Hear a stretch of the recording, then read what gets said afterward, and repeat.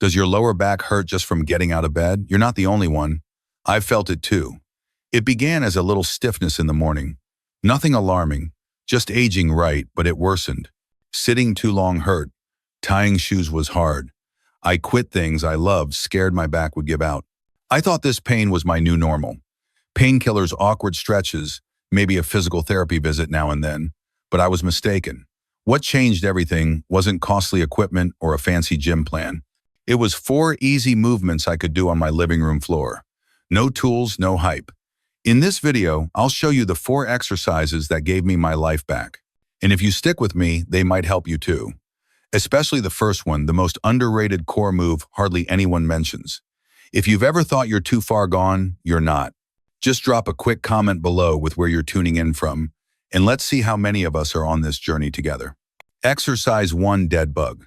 Rebuild your core. Regain control. Honestly, when I first saw the dead bug, I laughed. I thought, this silly move won't fix my back. But by the 3rd rep, I wasn't laughing anymore. I was sweating. Not because it was tough, but because it woke muscles I hadn't used in years. Most of us don't realize how much control we've lost in our core. Not the six-pack abs kind, but the deep muscles that keep us steady, balanced, and free of pain. After 50, especially with back pain, your brain compensates, shifting stress onto your spine instead of your center. That's why the dead bug matters. Here's how: lie on your back, arms straight up to the ceiling, knees bent at 90 degrees or stacked above your hips. Engage your core, gently draw your belly button toward the floor. Keep your lower back flat. Slowly lower your right arm and left leg just above the ground. Return, switch to the other side. Perform 6 to 8 slow, controlled reps per side. Tips: if your back arches, you've lost engagement, reset.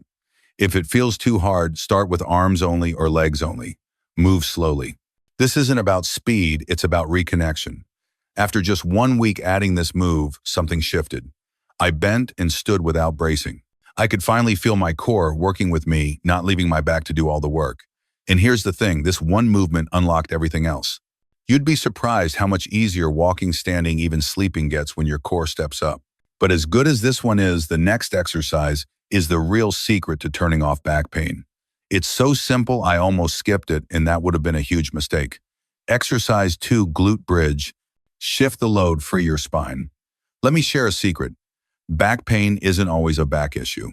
For me, the real issue was my glutes, the powerhouse muscles of the hips, meant to carry your daily load. But after years of sitting too much, slouching, barely using them, mine had basically shut off. The result: my lower back picked up the slack and it was exhausted. Here's how the glute bridge works. Lie on your back, knees bent, feet flat, hip width apart, arms at your sides, palms down. Press through your heels. Lift your hips until your body forms a straight line from shoulders to knees. Squeeze your glutes hard at the top, hold 2 to 3 seconds, then lower. 10 to 12 reps. Do 2 to 3 sets. Important tips: don't push through your toes, you'll fire your quads, not glutes. Keep ribs down, don't arch your lower back. At the top, focus on squeezing glutes, not height.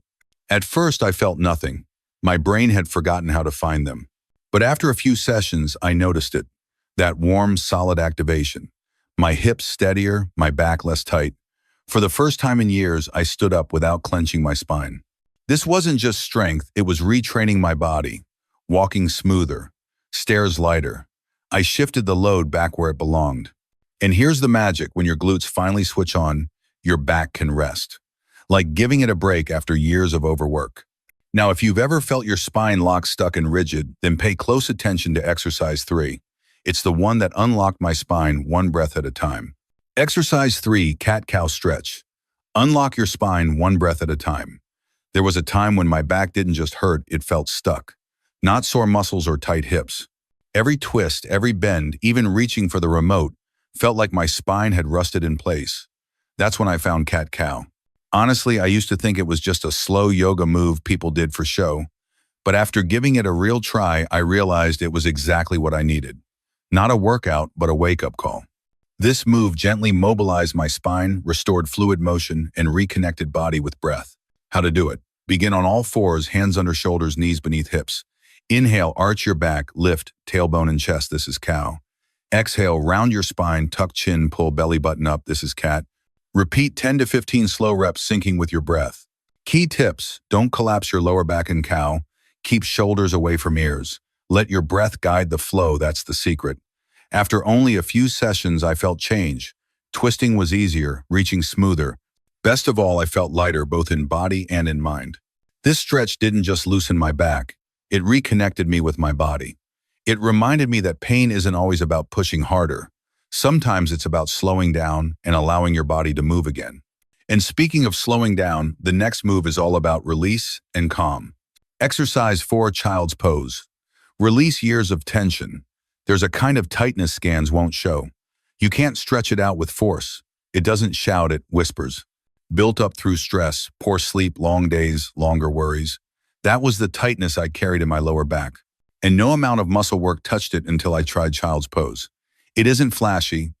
Honestly, it looks like you're doing nothing. But that's the point. It tells your body, you're safe now.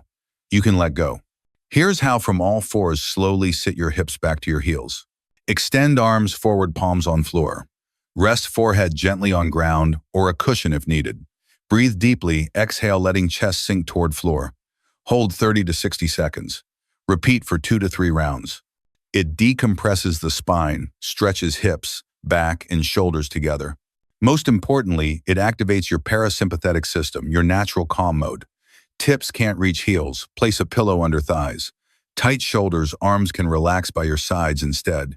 The goal isn't perfect form, but feeling safe enough to release tension.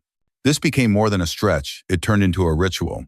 I'd finish my day here, lights off, breathing slow, letting tension drip away like water. Some nights, I'd stay minutes, even fall asleep on the mat. For the first time in years, my back wasn't bracing, it was resting. If you've made it through all 4 exercises, you're not just stretching, you're rebuilding trust with your body. But before you jump in, one thing matters. These movements aren't for everyone. Let's quickly talk about who should be careful before starting. These moves are gentle, but not for everyone. If you have severe back pain, sciatica, recent spinal surgery, or were diagnosed with spinal stenosis or osteoporosis, check with your doctor or physical therapist before attempting. And remember, pain is never to push through.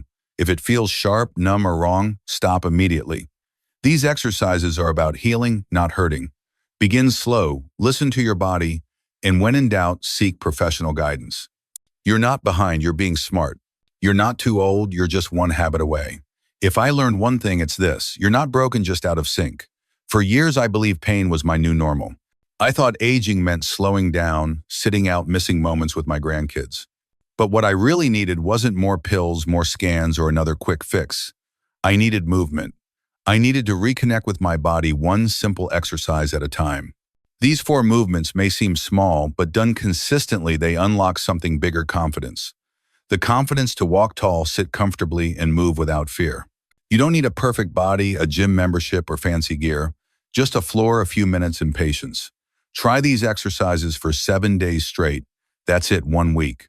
Notice how you feel each morning, not just in your back, but in your mindset. Something will shift. If you've made it this far, I'd love to hear from you. Drop a comment below. Tell me which exercise resonated most with you or what you're hoping to return to. Your story might be exactly what someone else needs to hear.